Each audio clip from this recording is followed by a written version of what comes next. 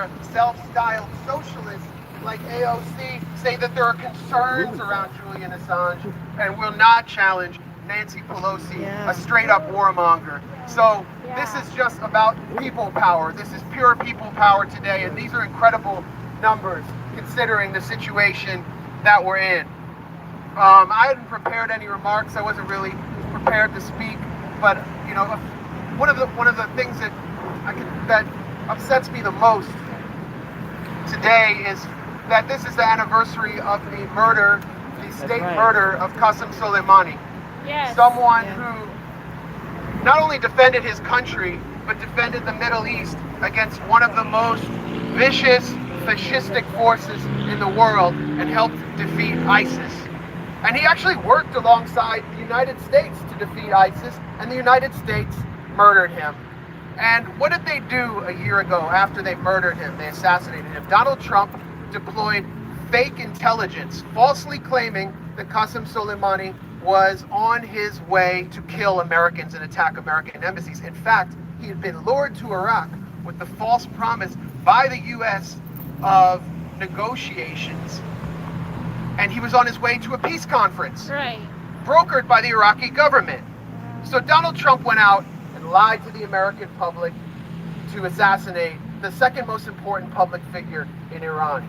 This kind of lie is the kind of lie, these are the kind of lies that WikiLeaks and Julian Assange had been exposing for about a decade. And this is why Julian Assange is in jail. Julian Assange is in jail because of these words that he said, that if wars can be started with lies, wars can be stopped with the truth. And Julian Assange, with his model of publishing, with the courage of WikiLeaks, they brought us the truth that exposed the lies, not just behind the conventional wars that we've seen, but the hybrid wars, the vicious sanctions that are starving to death tens of thousands of Venezuelans and Iranians and Cubans, and are now targeting independent sovereign countries like Nicaragua, where WikiLeaks through the State Department cables showed how the U.S. was paying opposition parties to try to destroy the Sandinistas. We've learned so much from WikiLeaks, and it's for that reason that Julian Assange is in jail. And they're in jail, he's in jail to make an example of him.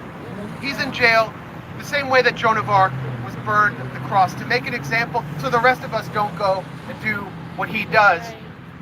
And because he's there, and I can tell you I was in touch with him for several weeks, and I'm going to talk about that in a second, over Signal, about what was taking place. And he, at certain points, was hopeful that he would be taken out of the embassy in London. I remember one message he sent to some of his supporters, and it was a rainbow emoji. He was hopeful, and then his hopes were crushed by the British security state acting as the cat's paw of the CIA.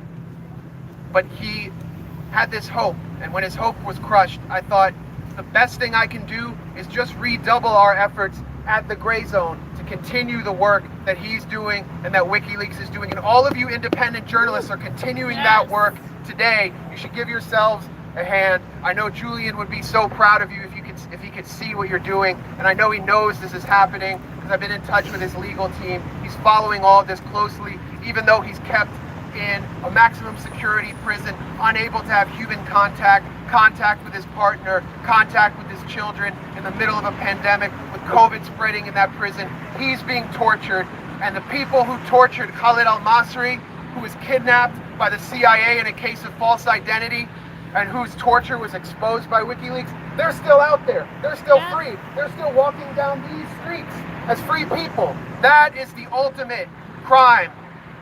So Julian Assange was in December 2017 in a series of meetings, and I wrote about this at the Gray Zone. I hope all of you get a chance to read the story that I published called The American Friends, based on leaked documents from a court case in Madrid where the CIA contractor that surveilled Julian Assange is on trial.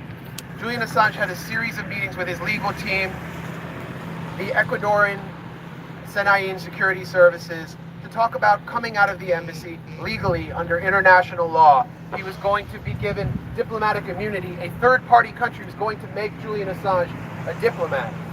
But the CIA was spying on these meetings, and I've proven that it was the CIA that was spying on these meetings, the US government, spying on his legal team, violating attorney-client privilege, and they issued the secret indictment of Julian Assange in Washington when everyone was denying there was an indictment because they knew he was trying to come out of the embassy. At this time, they were tailing his partner, Stella Morris. They were trying to steal his child's diaper out of the dumpster to try to prove that it was his DNA. They were plotting to assassinate him with poison. They were plotting to kidnap him. This was all revealed in the Spanish trial. And ultimately, the plan to give Julian Assange diplomatic immunity under the international law was shattered by the CIA. But this has significant implications for the trial at the Old Bailey in London.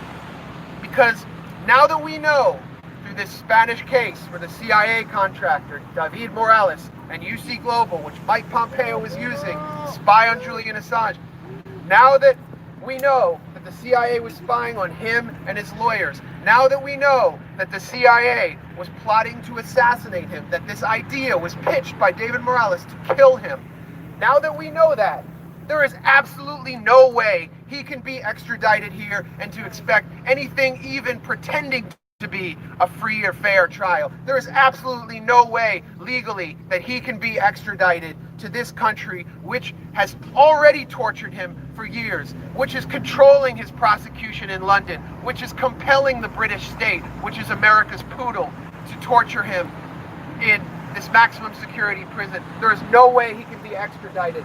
So that's the message I want to send, is even if it's morally obscene to torture, jail, and prosecute a journalist for the crime of journalism in a country where he isn't even a citizen, it is a complete violation of international law and even our Constitution to bring him here and put him on trial. So when I see Julian Assange next here, he's going to be a free person. Yeah. And it's going to be thanks to the work that you all have been doing.